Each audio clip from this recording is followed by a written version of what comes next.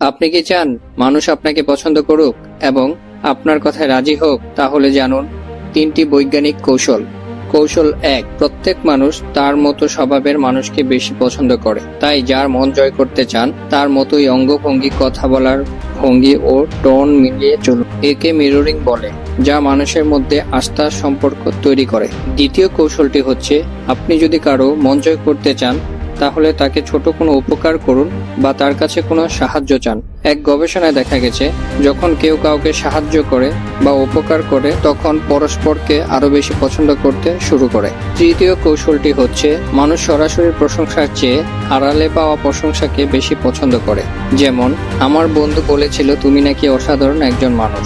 এই ধরনের প্রশংসা শুনে কেউ নিরপেক্ষ থাকতে পারে না। এই কৌশলগুলো প্রয়োগ করুন, দেখবেন মানুষ স্বাভাবিকভাবেই আপনার প্রতি আকৃষ্ট হবে, কারণ এগুলো বৈজ্ঞানিকভাবে প্রমাণিত কৌশল।